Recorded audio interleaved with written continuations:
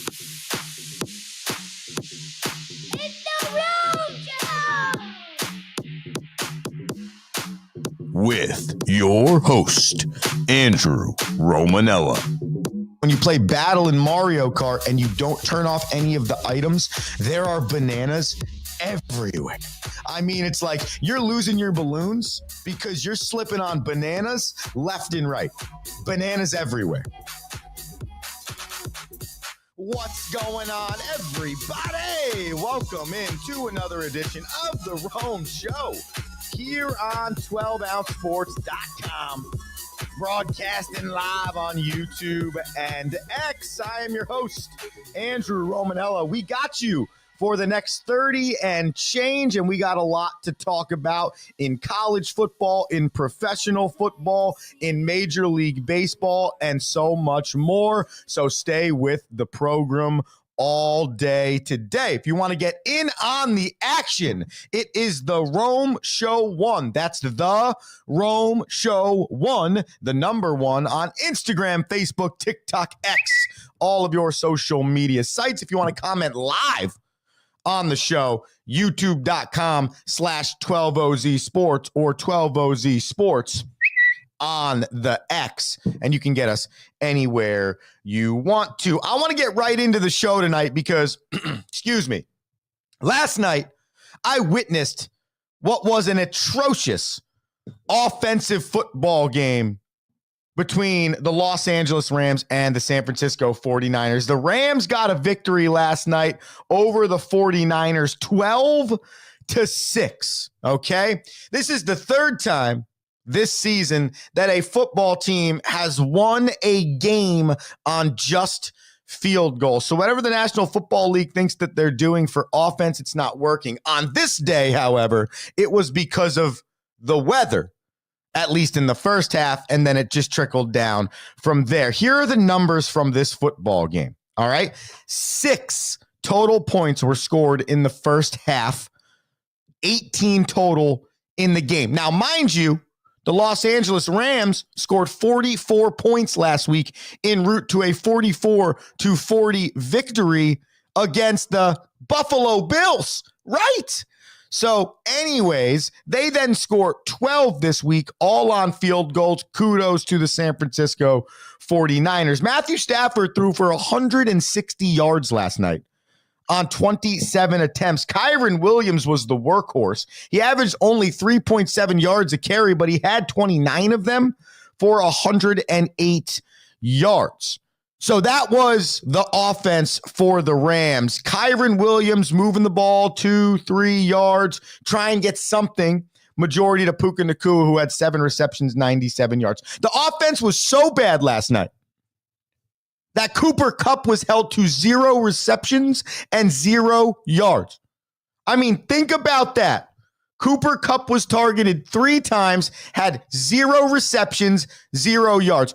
I can't think of a time when a guy that we've all considered a top 10, top 12 receiver in the league has ever been held without a reception in a football game. You know, sometimes you see a great guy got locked up 1 for 9, 2 for 12, 3 for 7, right? Like numbers like that. It is not often you ever see 0 receptions for 0 yards. But that did not do anything for the San Francisco 49ers because they played atrocious on offense. And I understand they're playing now their 4th running back in Isaac Guerrero, who ran 16 times for 37 yards. But Brock Purdy didn't look very good. 14 of 31 for 142 yards and a terrible interception while the 49ers were driving. Almost looked like he threw it to the cornerback of the Rams. So I say all this as the Rams move to 8-6, the 49ers move to 6-8, and most likely end their season. Crazy mathematical things can happen, but at the end of the day, the 49ers season is presumably over. Okay. But that's not fully the story, because I think what you're finding in the Los Angeles Rams is they're hitting their stride at the right time. They got healthy at the right time. And good things are happening for them at the right time. Okay. And some of that is by injury relation or other, and some of that is by individual effect. And I said yesterday on this program that I did not believe this was the year for the San Francisco 49ers. And then last night happens, okay, with Devondre Campbell refusing to go into the game and play, okay? Now, I've never witnessed a sports team that has dissension. Okay, so you had Deebo Samuel wanting the football more last week. Then he comes out yesterday and he performs brutal. Has a ball, the only probably good ball Brock Purdy threw all night last night. Deebo Samuel had it hit him in the chest on stride at the 20-yard line in a play with which a guy like Deebo or Tyreek, someone like that, takes it to the house. Dropped it. And if you think about it, that was probably the best drive of the game for the San Francisco 49ers. So you have that. Outside of the fact that you have injuries all across the board, you're down to your fourth running back.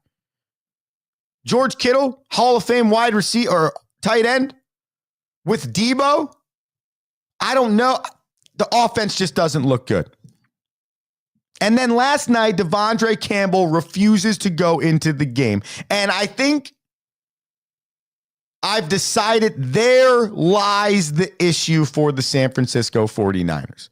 We have lost, and this word might be used a lot, but it's the best word in this time, grit. We've lost that edge. The San Francisco 49ers have lost that mentality that every football team needs to get through the tough times, to play in the tough weather, to go on the road and play in the tough environment. Every football team needs that I can get punched in the face and punch someone back mentality.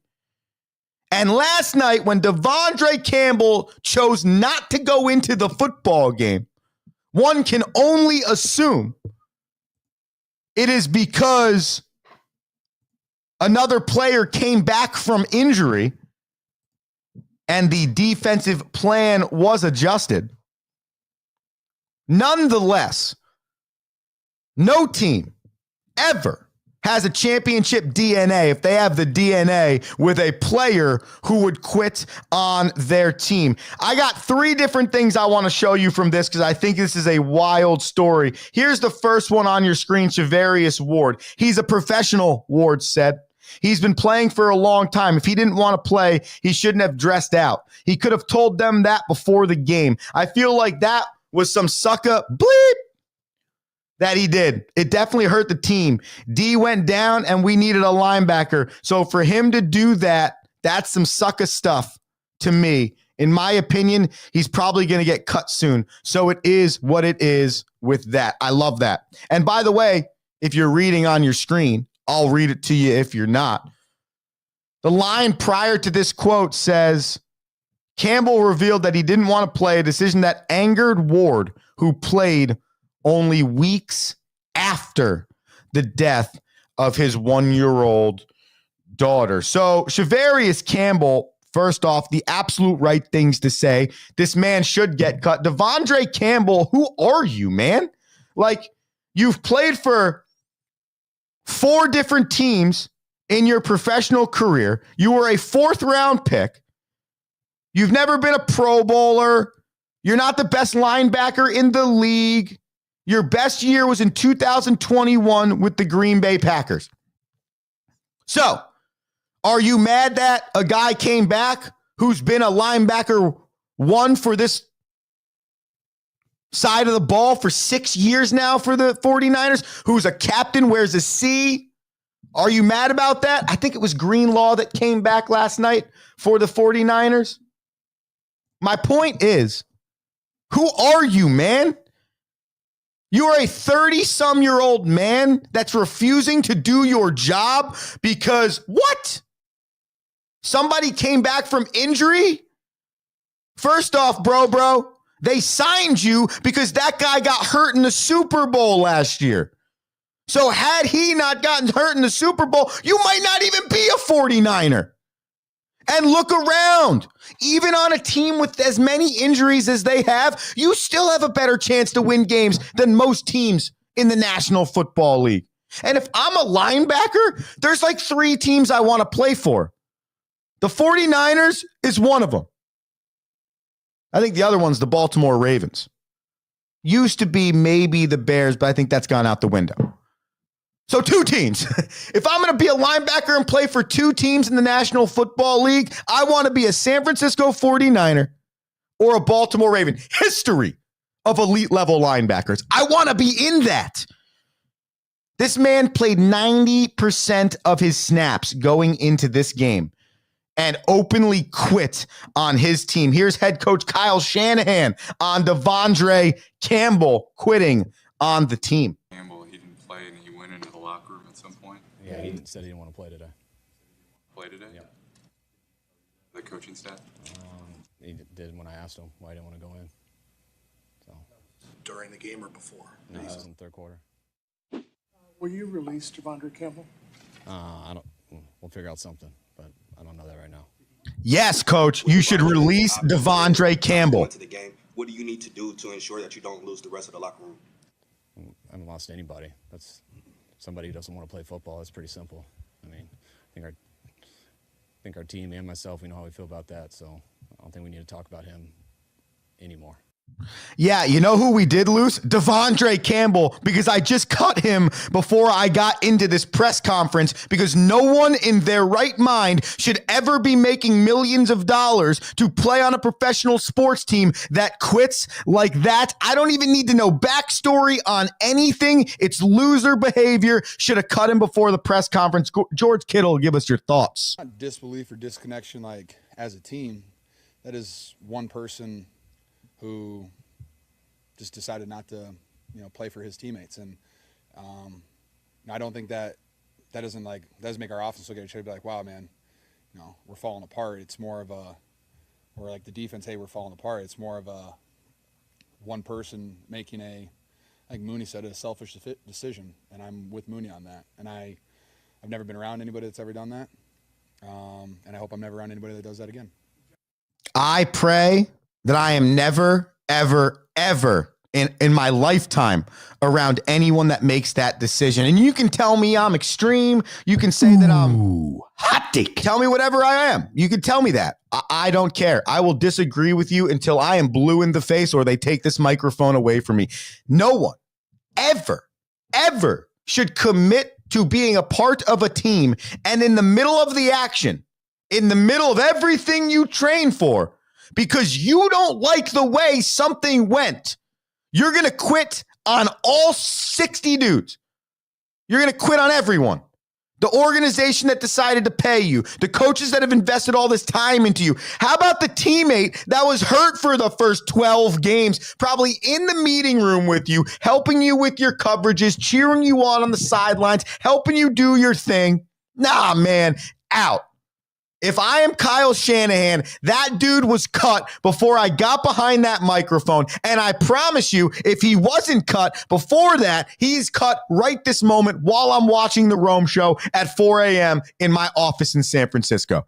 And Kyle, while you listen to the show, I need you to do one thing for me. Call a team meeting today, okay? Bring everybody in the room and say, here's the deal. Men, we're clearly not making it to the Super Bowl this year. So here's what I need you to know. You're playing for your career because I've been here for 7 years. We have not won a Super Bowl. So here's what me and John Lynch are going to do. We're going to analyze this entire room. You want to quit like Devondre did? There's the freaking door. But we are only looking for dudes that are going to bring me back to Joe Montana, Steve Young, Jerry Rice territory. I want guys that want to be in the trenches. I want guys that want to get the San Francisco 49ers organization back to the top of the mountain, which it sat for nearly 20 or 30 years.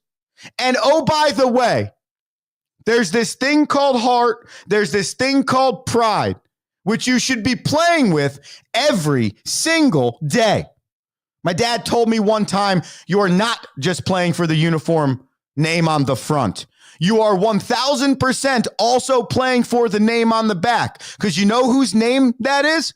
He said, that's my last name. And so every time you embarrass yourself, you embarrass me and my last name and our family's name as well. And that is exactly what Devondre Campbell did yesterday.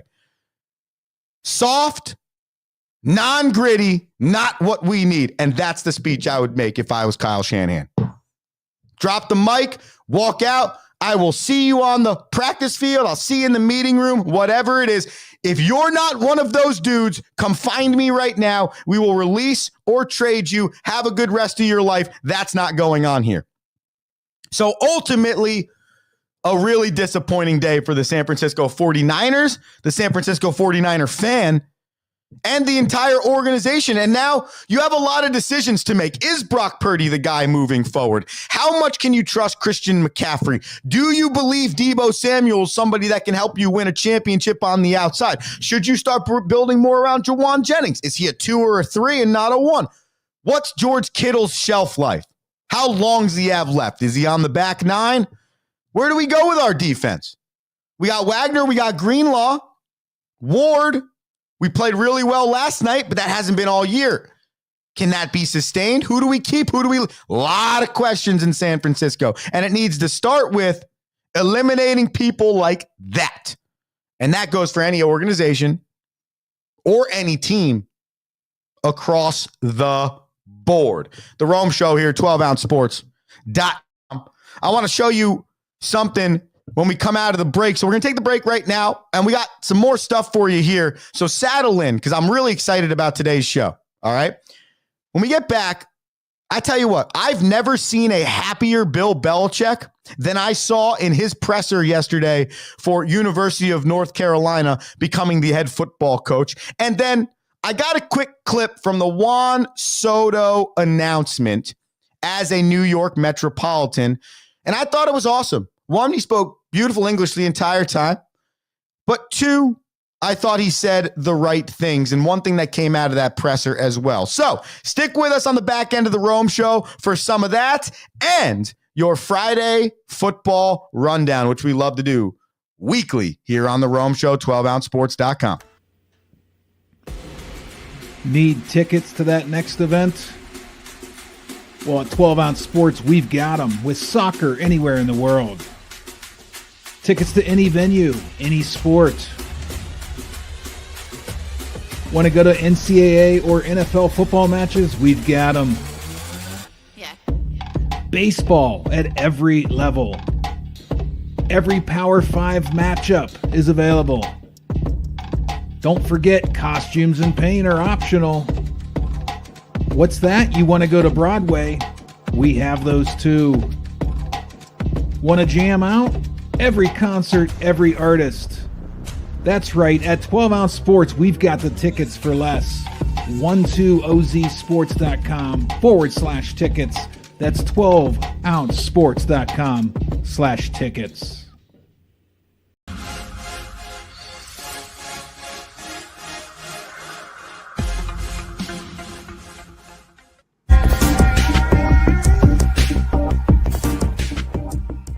Welcome to MyBookie.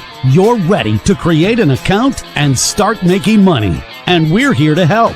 And remember, you can get a bonus of up to $1,000 on your first deposit. Now you're ready to bet. Just go to mybookie.ag, visit the sportsbook, click on your bet, and input the amount you want to risk or win in the bet slip. Yes, it's that easy. Just remember, at MyBookie, you play, you win, you get paid.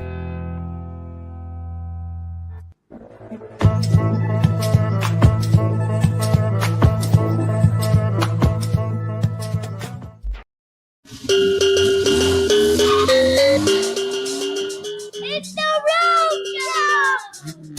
Yeah, the Rome Show, or we can call it the Gnome Show. Oh, I know you love that one. Here on 12ouncesports.com.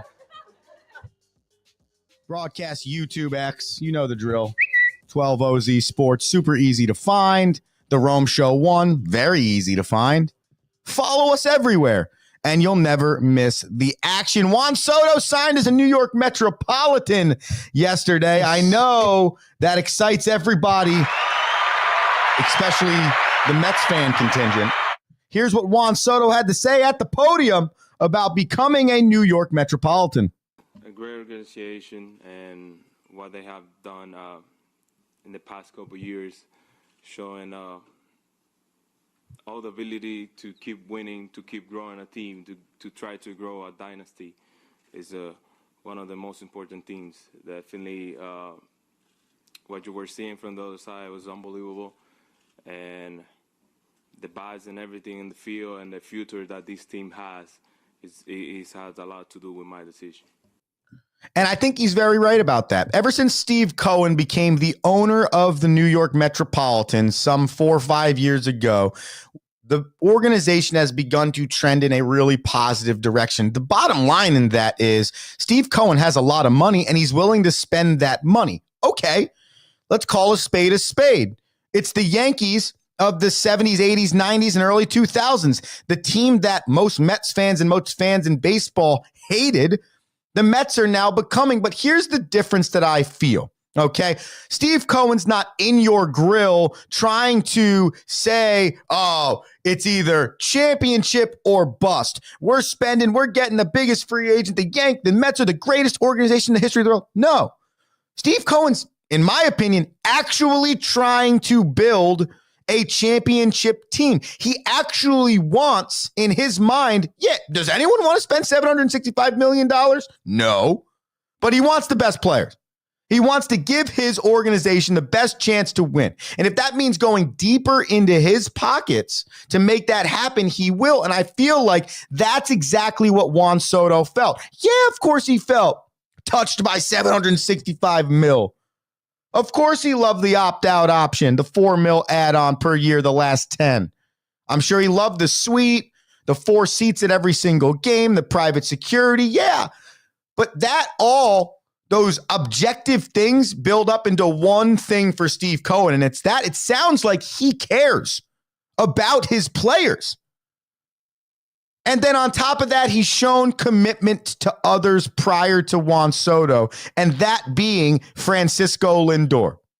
Maybe another player of Spanish descent, maybe that helps, maybe it doesn't, but it's another player that came prior to Juan Soto.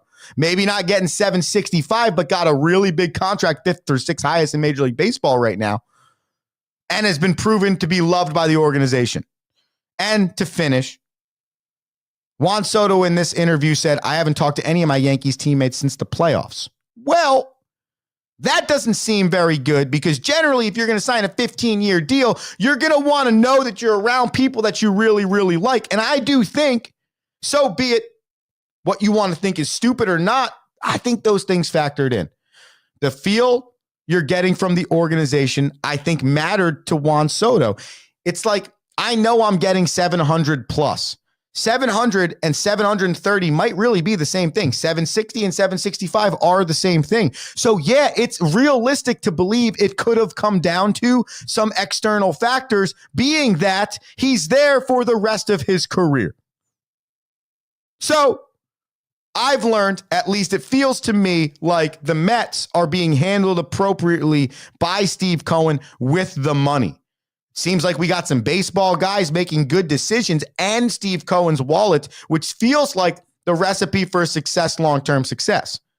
But it is the Metropolitans, so we're going to ease our excitement. Like I tell my own personal baseball team, I can't trust you until I see you play against anybody else. So I'm going to ease my excitement for how good I think we can be until I see it happen myself this spring. This spring, you're going to see some different names and different faces, including the guy's stat sheet you see on the screen. That is Garrett Crochet, the left-hander that just got traded from the Chicago White Sox to the Boston Red Sox. That is right, a big trade yesterday in Major League Baseball. So Garrett Crochet is arguably one of the best left-handers in the league. He had a 32 starts, 146 innings, and 209 Ks last season, which were all career highs. The Red Sox had a 3.81 team ERA last year, which was good for 7th in the league, and now they add this, which is super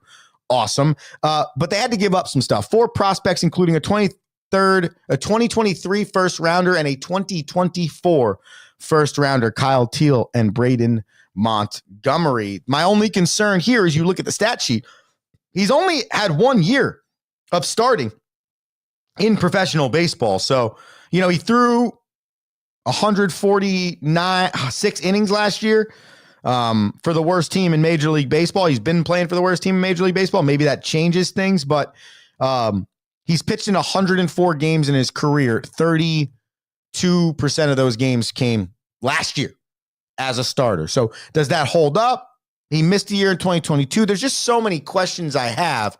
But the Boston Red Sox really retooling a already strong factor of their team. And you could tell Boston pitching first ever since they got rid of Mookie Betts, brought in Chris Sale, and they are looking to build from that side. So some big stuff yesterday in Major League Baseball. I told you before the break that Bill Belichick looked the happiest he has ever looked in his press conference yesterday at University of North Carolina. He signed a 5-year deal at Chapel Hill to become the head football coach. I have 3 minutes of the interview, pretty much the quickest 3 minutes.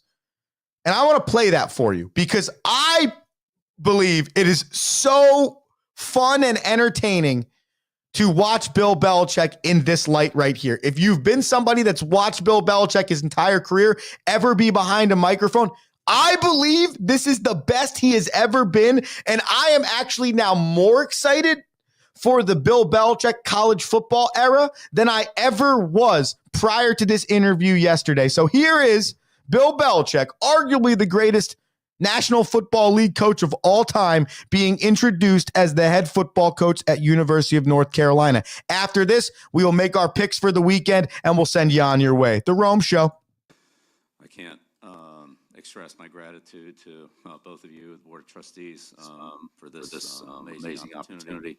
I've always wanted to coach in football, coach in college football, and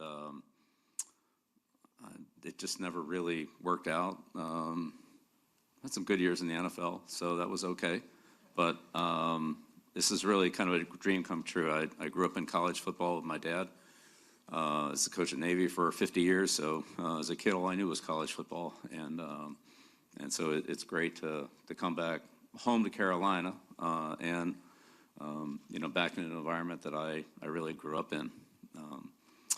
When you're little, you don't remember everything. Obviously, I was too young to remember a lot of things from Carolina, but as I grew up, you hear the same story over and over and over and over again, and so. One story I always heard was Billy's first words were, "Beat Duke."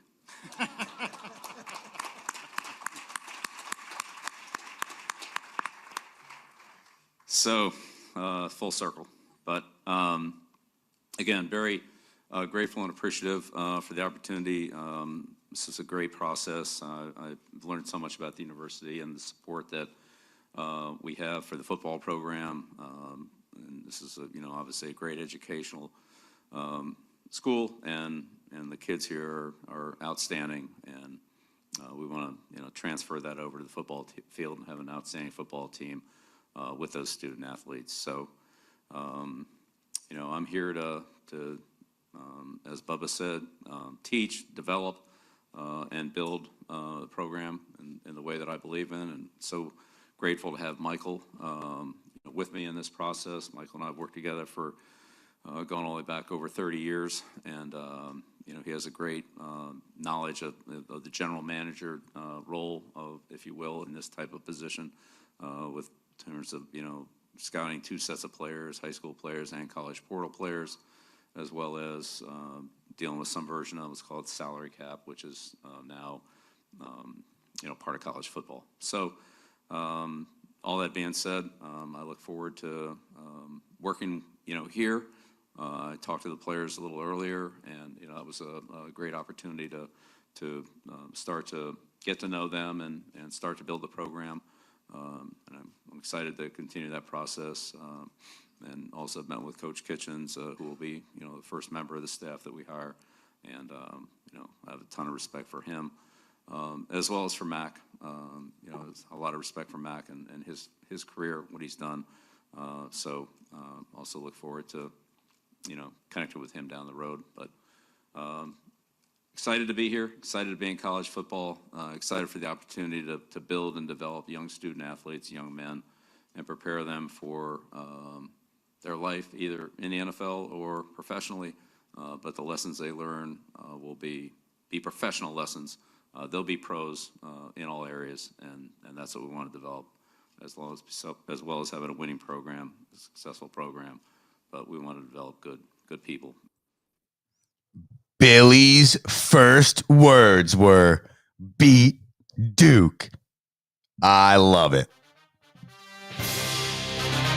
Friday football, baby, led by Bill Belichick. Did you see that short sleeve hoodie at the end there? Fire. I'm telling you, that's the most personality Bill Belichick has had in 35 years coaching football. The Dolphins, they travel to Houston. Houston's favored by -3 in this football game. I'm going to take the Texans. No, I'm taking the Fins +3. We need all the positivity we can for the Dolphins. Chiefs travel to Cleveland. Chiefs favored by 4 here. I'll take that. Even though the Chiefs are like atrocious against the spread, at some point in time, they got to win a game by more than one possession. But even if they don't, I could still win by 4. Chiefs -4. Bengals at Texans. The Bengals are only favored by 5.5 here. I'll give you my thoughts on this in a second. That's Titans, by the way, and stop Texans. Commanders at Saints. Washington favored by 7.5. I'm going to take Washington at -7.5. I think it's going to look a lot like when they played like the Titans or something like that. Jags, maybe. They were up by like 28 in the first 12 minutes, and the game ended up being like 28-14 when all was said and done. Commanders -7.5. Ravens at Giants. The Ravens are favored by 16 points. Yes, there's no, what else am I supposed to? Am I supposed to believe the Giants are going to score like 3 touchdowns, 2 touchdowns? No, not against the Ravens either. And they're not even the best iteration of themselves. Ravens -16. Cowboys at Panthers. Panthers favored in this game at -3. Think about that for a quick second. Panthers by 3 against the Cowboys? Yeah, and you know what? I'm going to take it because they're at home, and I think they're playing better football with a better quarterback. Panthers -3. Jets at Jags. Jets are favored by 3.5. Can I ever trust the Jets to do anything? I have no idea. So I'm going to go against that because I got to trust the Jags at home. Would I rather Mac Jones or Aaron Rodgers? Who would have ever said they'll take the Mac Jones-led Jags over Aaron Rodgers-led Jets?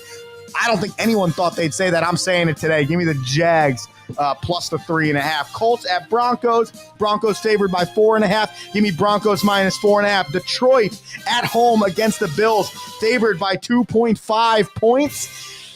Ooh, this is a tough one, but I think that the Detroit Lions can win this game essentially by a field goal. So I'll take the Lions at the 2.5 favorite. Eagles -5.5. Steelers have been one of those teams that have just found a way to be in a game, even if they don't score touchdowns. I'll take the Steelers at the +5.5. Pats at Cardinals. Cardinals favored by 6. I'll talk to you about this one in a second. Bucks at Chargers. Chargers favored by 3. I'll take that one. And then finally, instead of giving you this board, since I'm going to take it as a pick in my daily bananas, we're just gonna roll. Ba ba ba ba banana. Ba ba ba ba banana. Oh,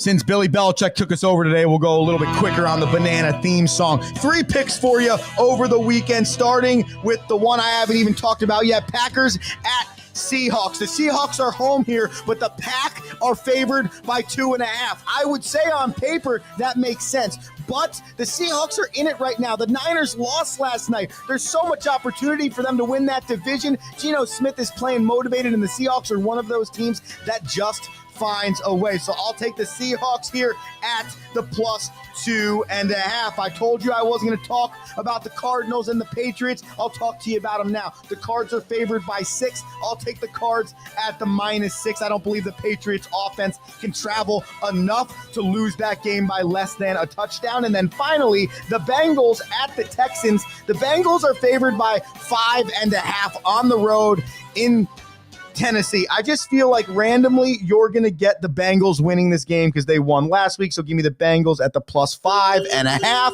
And that, ladies and gentlemen, is the Rome Show on a Friday. I hope you enjoyed it. Follow us on social media because we'll put all of this on social so that you can put your bananas on it because we've been doing pretty good. 2-1 again last night. So follow along. We'll see you on Monday. Enjoy your weekend. Visit RomeShowShop.com for your Christmas presents. It's awesome stuff. And be electric. Peace! Thank you for listening.